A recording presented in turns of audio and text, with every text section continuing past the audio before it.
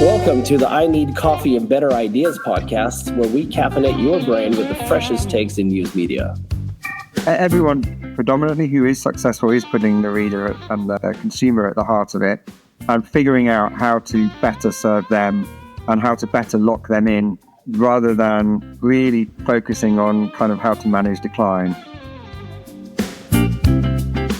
And welcome back to another episode of I Need More Coffee and Better Ideas. I am joined today by two industry veterans, Michael and Alan. Welcome to the show. Nice to be here. Thank you. We've met on numerous occasions. I believe I met you first, Alan, back when I was at Zephyr. Yes. During COVID. Yes, during COVID. I remember we met at a cafe in London. Yes. Not far from Old Street, if I'm not mistaken. Not far from where I'm sitting right now. Yeah. Great. You guys run an advisory firm called HBM Advisory, where you work with publishers. Is it predominantly in the UK or across Europe? Actually, mostly in the US, but also, and places where English is spoken all around the world as well. So clients in India, Australia, and Far East as well. Great. So according to how we always do this at the podcast, how did you guys end up where you are today? So shall I go first with my background, Michael? Which we always have to work out who's going to go first to tell their origin story, but I'll do it this time. So my background as a journalist, I started off in magazines, in financial trade magazine back in the 90s, and then eventually kind of fought my way out of that into sports magazines, which was my real passion. And then eventually got a job at the Sunday Times, which is the biggest selling Sunday broadsheet in the UK. And that was around the turn of the century. And I didn't leave, but I did lots of different jobs there. So I went in on sports, but I worked on news. I was features editor. I was the kind of long reads and news editor, deputy sports editor. I became managing editor as well. And then after that, that was all print-based and editing mostly. And then suddenly I was asked to be head of digital. And that really felt like my career changed completely at that point, where I had to go in and learn something completely new. And that was by far the most fulfilling part of my career. I was head of digital for the Times and the Sunday Times. And it was a time when we were growing. I was in charge of everything that wasn't on paper. And that grew the whole time. We relaunched our apps.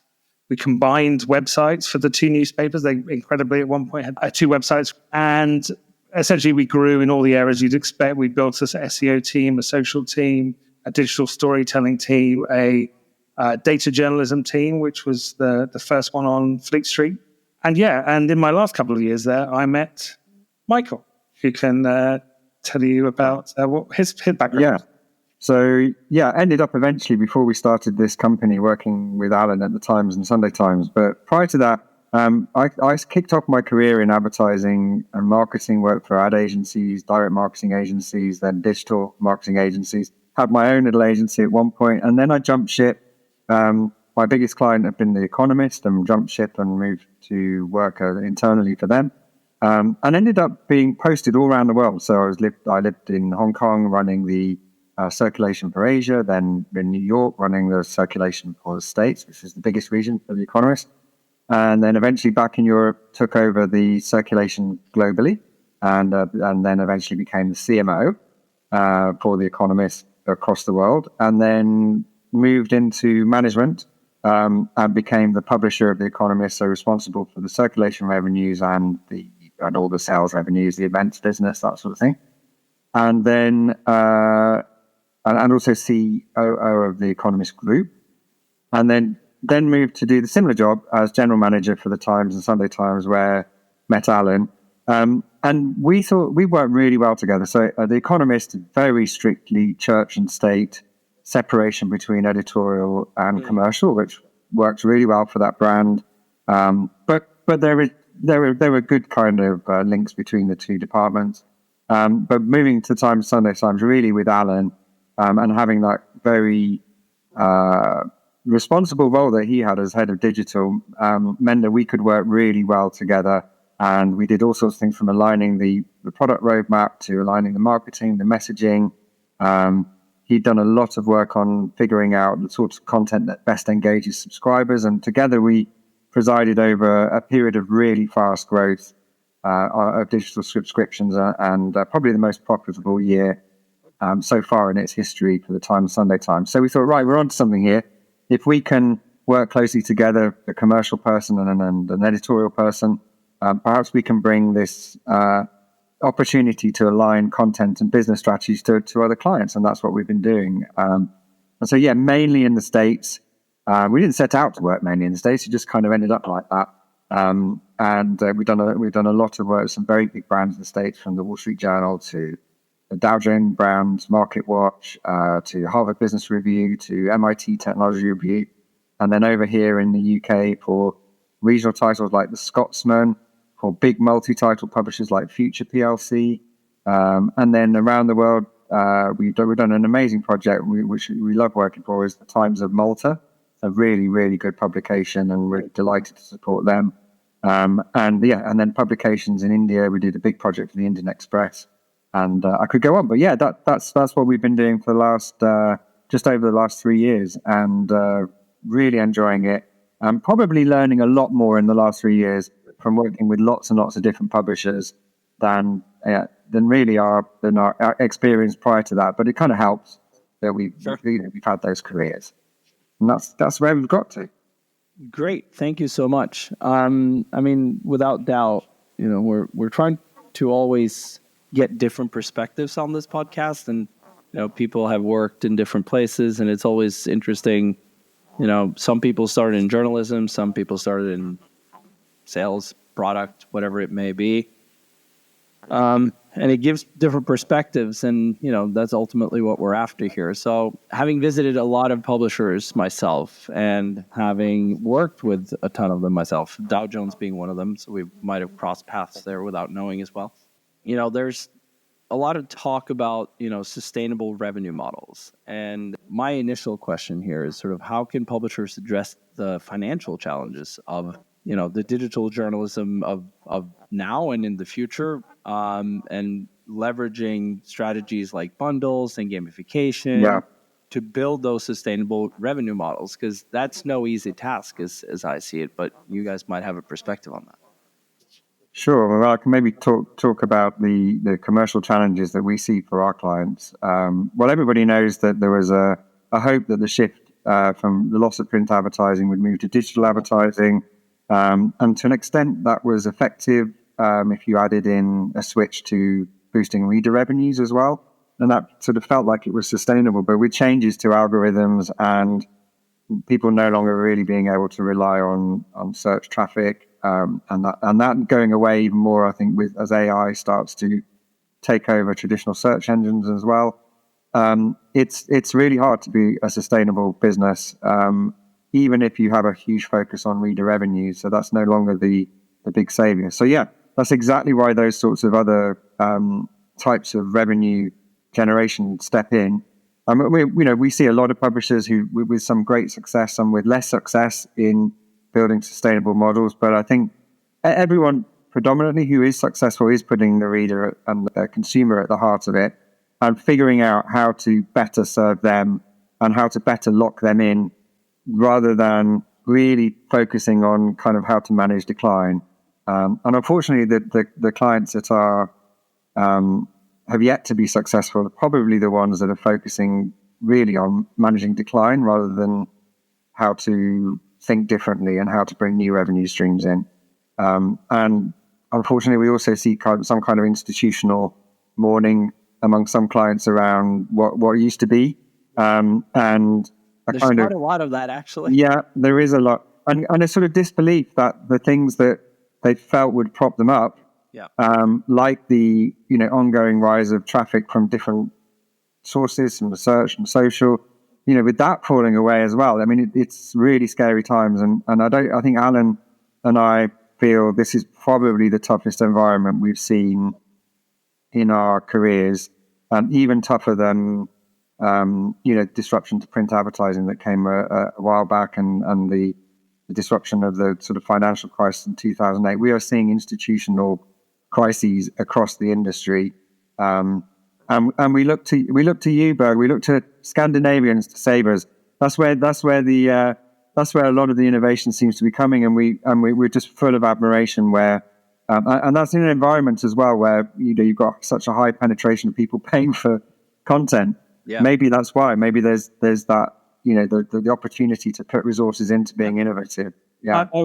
I wonder there whether there's basically you have in Scandinavia you have the huge number of people who will pay for news. Mm-hmm. Also, it's a limited market because of the language restrictions. So I think it occurred to people in Scandinavia that they would have to innovate and change a lot earlier than it did to people perhaps in English-speaking markets, which is totally understandable because, the English-speaking market is absolutely enormous and seems to grow the whole time. Sure. But in Scandinavia, it's like, look, we have to innovate because we're gonna top out in the number of Norwegians and Swedes and Danes and Finns and so on very, very soon.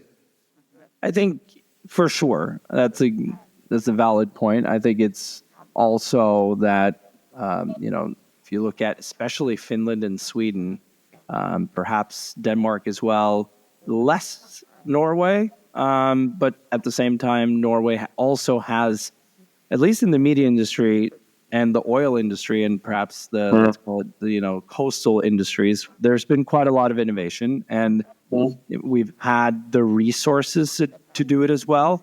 So it's kind of like if you're both forced to do quite a lot of innovation because limited number of people who speak the language, and there's also limited number of people, right? Yeah. In Norway alone, it's 6 million people. So, but it's also when you have wealthy countries and people can afford digital subscriptions, we shouldn't downplay that. No, yes, of course. We had internet early. Yes, we've been good at innovation. But also, let's be real. People can afford digital subscriptions here. I know a lot of people, and myself included, up until recently, who would have subscriptions to things that I just kind of forgot about. And maybe my wife and I had 2 subscriptions to the same newspaper, although that we wouldn't necessarily need to. There's an element of that as well. I think. But you're being maybe too hard on your fellow Scandinavians in a way, because we have detected definitely an openness across the organization to innovation and to change. And I think it's the thing that, for sure, Anglo-Saxon publishers need to address now is the willingness to change and to throw off the old models. Lots of them are doing that very well. But, definitely. And I think, you look to companies like Schibsted, you look to companies like Bonnier, and you see, the type of people they're able to recruit, the type of people who stay there for a very long time, and they are good people. I know many of them, and I learn from them every time I talk to them. So yes, there's a high degree of innovation that happens in those companies that has helped drive the media industry forward. But, as well as me, whenever there's a case study from Schibsted or Bonnier or Amedia or whatever it may be, there's a lot of publishers in the room who might be a little, jealous, because they might not be able to do the same things. For example, 90%, this varies a little bit, but let's say 85 to 90% of the traffic in the Nordics is direct traffic. Yeah. If you're a publisher in Germany, no way your traffic is like that, right? Right. So SEO plays less of an important role, which gives the publishers in Scandinavia a lot more room to think about other things than traffic. Because, I would bet that VG.no, which is our biggest tabloid in Norway, probably has north of 90% direct traffic. Mm-hmm. I might be wrong, but I'm sure as hell not very far off on that number. Yeah, and we definitely don't see that around the world. The only exception would be Malta, where the Times of Malta really is But yeah, you're right. Perhaps that's true for smaller countries, right? Yeah. That there's more direct traffic, less competition in that sense, and Yeah. people have a tighter relationship with the brand. So you just type in directly in the browser, or you're so tightly connected that you just go into the app and you don't worry about searching or worrying about Google. But we can. We can talk about the Scandinavian model, and it works. But I'm thinking if we drive that to, let's call it reader focus, right? So there's been a lot of talk about user needs and relevance, and perhaps this is more for you, Alan, than Michael. But please feel free to answer, both of you. But in what ways can journalism become more reader focused to better align with the user needs and relevance of their audiences? So, yeah, I think we have an awful long way to go here. And so there's a huge upside because, and this is going to sound really harsh, but a lot of journalism that's being produced right now is still print-based in origin. Right. Yeah? So the mentality behind producing it is the same as it's always been. It's like something's happened. We've got to get someone onto this. They're going to produce a story that is, broadly speaking, an inverted pyramid that tells you the important thing at the top, and then the journalist view goes down through it. There are innovations around the side, but most journalism is produced like that, and it's produced in great volume, much more than anyone really wants to read. And I think there's an opportunity to really focus on what the reader wants out of this, because that format, the print format, evolved in an era where we had no idea whatsoever what readers really liked. The only feedback you got was in the circulation figures for the newspaper, the advertising figures, and whether the editor or the proprietor liked the story. And that was really what journalists rang on. Occasionally there'd be a few letters, but really not many. And I remember people saying, "Oh, the phone was ringing off the hook." And it's like, well, how many people called up? It's like 4. It's like, well, that doesn't really count as kind of user feedback. Now, of course, with the data, we really know what people like. Yep. It's really clear what people kind of expect from news and what they find most engaging. And that is original stories. That is stories with expertise, and that is stories that drive emotion. So 3 E's: exclusives, expertise, and emotion. Those are the things that really drive people's engagement in our experience across many, many publishers, and almost everyone we've spoken to tells the same story. So, and I think that there's been excellent work done on user needs, particularly by Dmitry Shishkin, who's now at Ringier, Yes. and also by Thomas Beckdahl talking about relevance. He's a Scandinavian consultant, and also the idea of constructive news as well. And I think there needs to be a lot more thinking about the actual product of journalism as much as the products around the journalism that contain the journalism.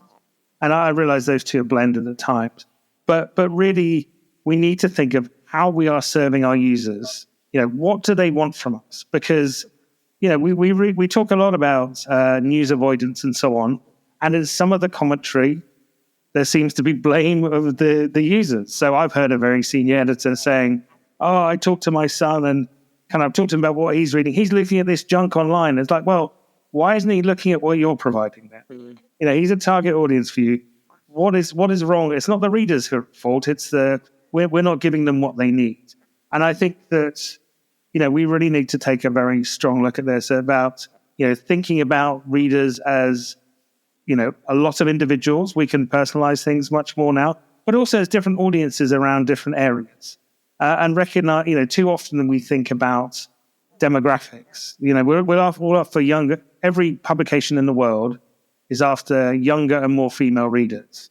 Yep. It's like, okay, that's great, but what are the pockets of interest where you as a publication have authority and can talk to different groups? And they needn't always be younger and more female. They could be a mix of groups. So, Michael and I are, broadly speaking, we are exactly in the same demographic, although I tease him about being 9 months older than me. But we're exactly the same demographic, but we have very different kind of interests outside work. So I like football. Michael has no interest in football. I'm in that that user interest group.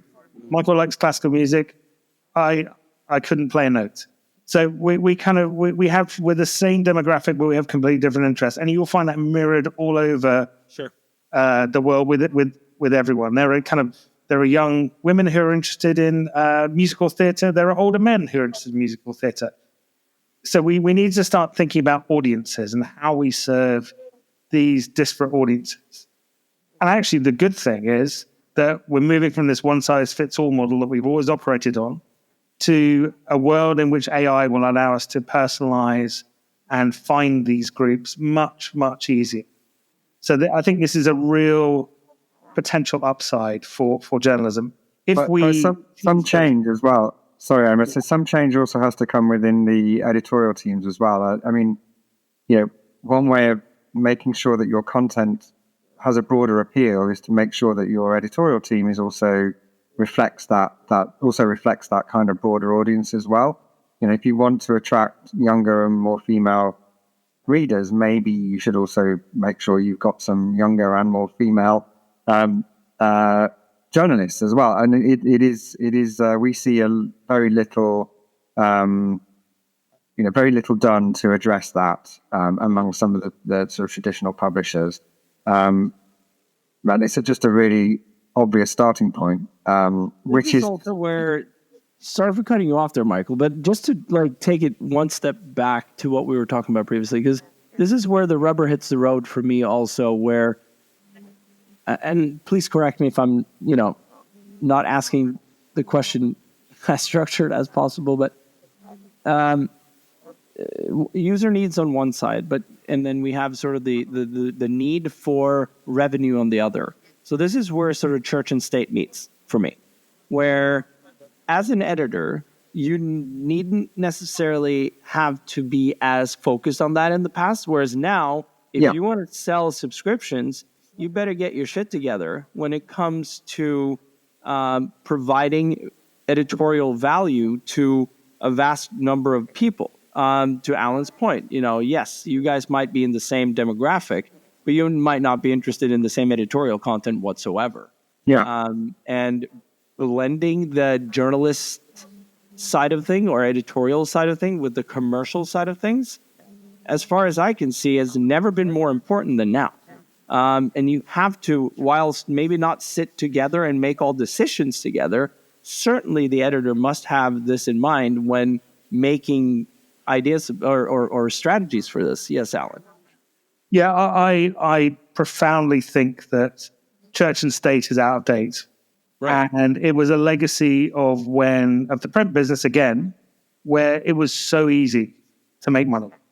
And so the journalists, it's always been, by and large, journalism, as practiced by the companies we used to work for and many around the world, has always been a business. But we were insulated by that because it was such an amazing business. Mm. I remember Warren Buffett at one point was saying how he loved the newspaper business because it was this kind of reliable revenue that just kept flowing in. But it's not anymore. Mm. And actually, journalists really need to lean into the fact that they're part of a business now and talk to their colleagues and think about what they're doing, because ultimately there is a higher purpose to journalism. Which is serving the public good, and it really does. But ultimately, it's not a charity generally, and people want to get paid, and you need to work out how you are best serving your users. And I think that's absolutely core to the thing. And that's I actually sometimes Mike and I joke that he's more respectful of church and state than I am.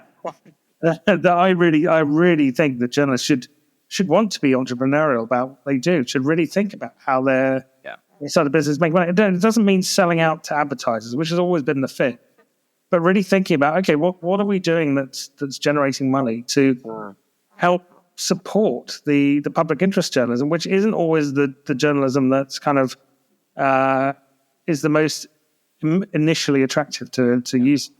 Yeah, no, totally. And I think that's a good segue as well into sort of the innovation side of things. When we were prepping a bit for this this podcast, we talked about, the innovation side of things. And we talked about how a lot of publishers need to have a thrive versus survive mindset. And I think the revenue portion of that needs to play into every editor or every publisher's mindset when they go to work every morning. Have you seen any good examples of that being put into motion? Don't necessarily have to mention the client's name if you don't want to, but I certainly have seen some of those, and it's easy again to pull out Scandinavian examples of that. But I'm increasingly seeing, there's a customer of ours in Belgium. They were making some changes and some thrive mindset changes that I'm in awe of. And I think what they're doing now, if they get it right, it's going to be transformative for the industry, and a lot of people will look to them in 2 to 3 to 5 years from now. I wish I could mention the name of the client. I hopefully can at some point. But yeah, have you guys seen any examples of that? Yes, of course, and in Scandinavia too. I think what's behind a lot of the innovation and the successful kind of diversification of revenue streams, at the heart of all of them is a deep understanding of the consumer and their relationship with the brand, and how far that relationship can stretch as well. And also knowing that different types of people will have a different type of relationship with the brand. So we all know that New York Times has boosted its subscription base through diversification of its portfolio from acquiring publications and also creating different content, games, recipes, you name it. And that is a different way of looking at the relationship, that some people will probably not buy into the kind of core content and the kind of political angle of the New York Times, but they're very happy to subscribe to other components, and turning that publication into almost a sort of a shop front of different ways in which you can have a commercial relationship with the brand and provide different services. So we see that, it probably happened in the print era as well. Probably a lot of print publications were bought because people wanted to do the crossword, or they just wanted to look at the TV listings or something. And it was already a place. There was already a destination with different ways in which you could engage with the publication. So it really does make sense to kind of continue that into the digital era. And so we see fantastic work with marketplaces. We see work with gamification. We see different ways beyond the core editorial that publications can find new ways to generate revenue. And but what it comes out down to is really understanding, well, what can we do with our brand, and what are the relationships that our consumers will have with us? And you have to kind of park the print relationship that they had, and think about who else can we reach, and how can we reach them, and how can we serve them? And that means that's about as far away from church and state as you can get. Yeah, I think it's really interesting. You talk about kind of innovating to survive, having innovation in relation to kind of the status of the company. Is it thriving or is it surviving? And actually, I think that quite often you see innovation, when people are struggling. So when they essentially have no other choice but to innovate. And I think that's really interesting. And that may be, we may be in a case where we have some flowering innovation now, where there's less kind of concern about protecting what they have and more about, okay, right, well, we need to do something different. And we're going to do it. And actually, it's a print thing, but I think it's a good example in the UK is that when the independent newspaper was basically kind of fading away, they said, okay, right, we need to attract new audiences. We're going to produce a paper that is kind of quick to read. It's really cheap, and it's the best of what we got in the independent. It's called The Eye. And actually, that's spun off and is a separate company, is owned by the Associated Newspapers, which publishes the Daily Mail. And actually, they've been consistently innovative in terms of print and also now in terms of digital. So that came from a position of, right, we have nothing to lose. We have to do something. And I think that sometimes happens. We forget perhaps Michael was talking about the New York Times. We forget that their innovation back in the early 2010s about reintroducing a paywall and really saying we're subscription first, which, is not a technological innovation, but it is an innovation. There was at the time in the States. That came from the point that they'd almost gone bust and had to borrow money from Color Slim to come to get out of that. So that can really drive innovation. But I think it's you can set up innovation units. You can even divide your newsroom, as they've done at the Washington Post, to have a more innovative side. There are different ways of doing it, but fundamentally there has to be a commitment of the organization to adopt what these groups come up with. Yeah. And I think they're much more likely to do that if they think, well, we don't have to protect anything. I mean, I remember seeing a lot of innovation efforts that were stifled about, we've got to protect our brand. We've got to make sure no one has a bad experience. It's like, well, if you're going to innovate, some things are going to go wrong. When Facebook launched the news feed, they had petitions and people protesting outside their building saying they'd ruined Facebook. This was the worst thing that ever happened. But they didn't care. They carried on, and it became arguably one of the most successful digital products in history. Yeah. Innovations in history. So it needs kind of boldness and commitment, and maybe also a little bit of kind of wider jeopardy. For sure, and we've seen this with our customers as well. If they've implemented, products from us that it's a different user experience, and some users will immediately fire on that, and then over time it turned, okay, this is actually a better way of doing things, and we see that all the time. All right, guys, we could keep going, and I'm sure we, definitely for another hour or few hours, if not more. But keeping in line with the format of this podcast, I'm going to have to round things off. Now, before we do that, there's always that question. I know I have to deal with two Brits here, so the answer might not be how many cups of coffee, but how many cups of tea. I don't know. But Michael and Alan, how many cups of coffee or tea do you have per day? Well, I'm easy. 0 tea. So I'm sorry to my fellow Brits. Don't really like tea. Also, sorry to my fellow Brits, 5 coffees, but I stop at 3 p.m. Okay. Does that help? Yep. Yeah, so I also don't really drink tea except at the weekend when offered a cup by my wife. But I do drink coffee. I probably have 3 cups a day, or 3 big coffees. Yep. My preference is for a white Americano. All right, guys, thank you so much for being on, and I certainly learned a lot, and I hope you enjoyed it as well. Very much. Thanks. All right.